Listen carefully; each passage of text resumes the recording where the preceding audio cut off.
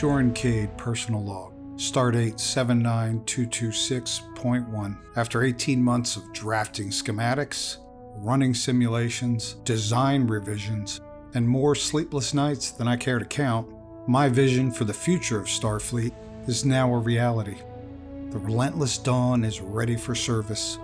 She is the most formidable vessel Starfleet has ever commissioned, conceived in the shadow of escalating threats from enemies who all too often seem far more prepared for conflict than we are. It was only after the Borg incursion that Starfleet finally listened to what I've been trying to tell them, that we need a ship built for war that would tip the balance in our favor. Our crew is an intriguing blend. Seasoned officers standing shoulder to shoulder with ensigns fresh out of the academy. I see uncertainty in some of the younger faces, but I also see resolve. And the senior officers have begun mentoring with quiet professionalism, and I have no doubt they will, in time, become a cohesive team and one of the finest crews ever to serve. Space trials begin in 48 hours. Then we set course for Starbase 342, where I will transfer command to Admiral Ianto Lockley. The Relentless Dawn will serve as his flagship, a symbol of Federation strength in uncertain times. Handing her over will not be easy. She is the culmination of my life's work, and I had hoped that my promotion to captain meant she would be mine to command. But I understand the need for such a ship to serve as the flagship and lead the fleet into any conflict that presents itself. I can only imagine the legacy she will establish for herself in time. Lieutenant Marcus Hale, personal log, stardate 79222.7. After serving nearly 2 years on the USS Kepler under the command of Captain Anastasia Targus, I've been reassigned to the Relentless Dawn by personal request of Admiral Ianto Lockley himself for the tactical officer position. I have no idea why. I've never met the Admiral, but maybe he feels my auditory implant and auditory zoom capability will be beneficial. I can't think of any other reason why I would be chosen for the crew of the new flagship. This Relentless class is the most advanced in the fleet. Most of its technology is so classified, I won't learn about it until I'm on duty and using it. From what I've seen so far though, this vessel is amazing, but I still miss the Kepler. Captain Targus and I were very close. As an ensign, she taught me the values of teamwork, integrity, living up to Starfleet standards, and thinking outside the box. I'm going to sorely miss her and the rest of the crew. That being said, I've already met many of my fellow officers and crewmates, including Chief Harka. I'm looking forward to learning from him. He's a veteran of the Dominion War. I have a ton of respect for his generation of Starfleet officers, even if he is a non-com. He suggested I try to really connect with my crewmates. So far, I've met several I could see becoming really good friends, and one I hope, could become more. Despite some of my doubts and concerns, I'm looking forward to testing out the ship's tactical system during the space trial. I have no doubt that this will be a profound experience for me. My parents and Captain Targus told me how proud they were that I got this assignment. I hope I don't let them down. End log.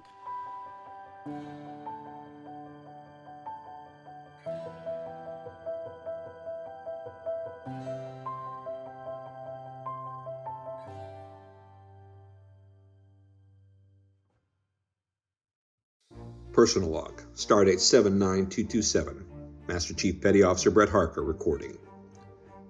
It's been a long time since I've been excited about a new assignment. I've served on freighters, cruisers, starships. Hell, I've even served aboard the Enterprise. But this is different. While pulling B-billet duty as a recruiter on Station K7 of all places, I considered submitting my retirement package. Then Captain Kade contacted me. I reviewed his design specifications for the Dawn and suggested improvements to tactical and security. He said he needed me as his cob. It will now be my honor to mentor the next generation of Starfleet officers. And as this will likely be my last assignment, what better way to go out than as the senior enlisted on an admiral's flagship? May we have fair winds and following seas.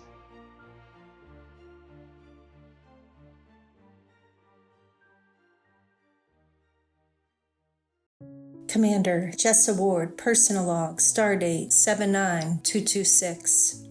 I've worked as a counselor for the Federation for most of my career. Every post had its challenges, loss, isolation, the quiet accumulation of things that people don't say out loud. I believe I understood trauma. I didn't. This crew's carrying something different. There are those who had a fight who looked into the eyes of people they knew and they made a choice to act anyway. That kind of memory doesn't dull. It just settles in. And then there were those who were assimilated. Not lost, not gone. They were taken. And they remember everything. Not fragments, not confusion. Clarity, intent, the certainty of the hive mind, and then the return of themselves, with nothing between them and the consequences. They ask for forgiveness. They ask if it was really them. They struggle with those answers. I remember turning a corner and seeing a young officer standing over a body. Then he looked at me with a soulless gaze. I was face to face with a Borg. I thought I was going to die. I didn't fight. I ran. I didn't have a choice. I was unarmed and I was terrified. Sometimes when I walk in the corridors here, I catch myself tensing up before I even know why. Young officer passes me. Nothing unusual. Nothing wrong. Just for a moment, my mind fills in the rest. The stillness, the certainty, the way they moved. I have to remind myself where I am. When I sit across from them now, the ones who are assimilated, I have to keep that reaction buried. They don't need to see it. They don't need to carry that too. But it's there, that fear, that uncertainty, that panic. At any moment they could reactivate. We've been told that won't happen. We've been told it's impossible. But what happened was supposed to be impossible too. A counselor is supposed to be steady, present, someone others that can rely on when everything else falls apart. That's the expectation. The reality is I'm still learning how to walk these corridors without looking over my shoulder. Maybe that's why I'm here. Not because I have the answers, but because I understand what it means when the past doesn't stay in the past. All right, Jessa, focus. They have lives ahead of them. That hasn't changed. Whatever I was in that moment, whatever I wasn't, I don't get to fail them now.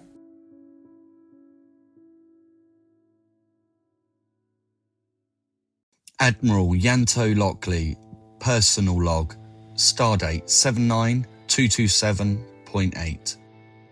In just a few days, I take command of the USS Relentless Dawn. Starfleet's newest vessel will become my flagship. Her crew, under my command, will serve as a vanguard against emerging threats. 2 years ago, the Borg incursion decimated our fleet and it took countless lives. It exposed an incredible weakness in our defences and unveiled complacency that has now resulted in a weakened position for the Federation and a diminished presence for Starfleet across the quadrant.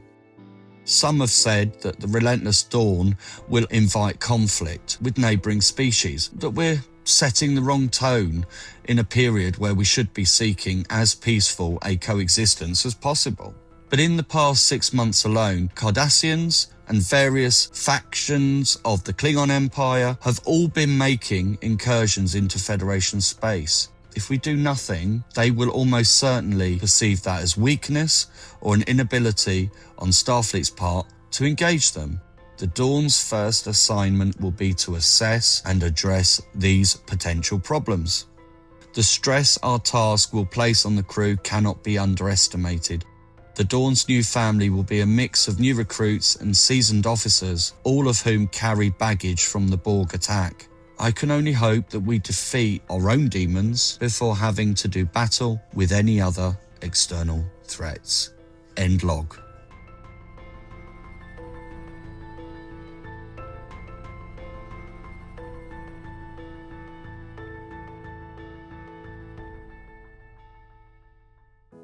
Personal log, Lieutenant Toby Holt, stardate 79226.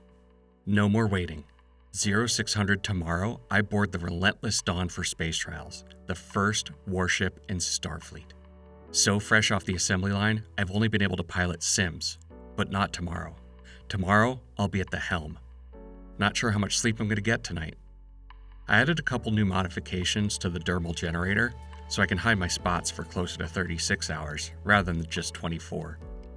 I don't need everyone seeing the spots and assuming I'm joined with Dax, just because Dax is the only symbiont they've ever heard of. Being half human on top of that, I don't need to relive what I went through at the Academy. I know the captain has read Toby Holt's personnel file, and he'll know what I'm hiding. I can trust a doc not to reveal that I'm half Trill, but the cat may be completely out of the bag the moment I step onto the bridge.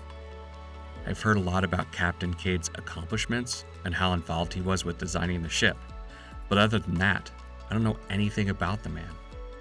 And after space trials, he's handing the ship over to Admiral Lockley, and I hope I can stay with the ship. If I have the chance to let my flying do the talking, and considering the importance of all this, maybe they'll treat me the way my former captains did and let me stay hidden in plain sight.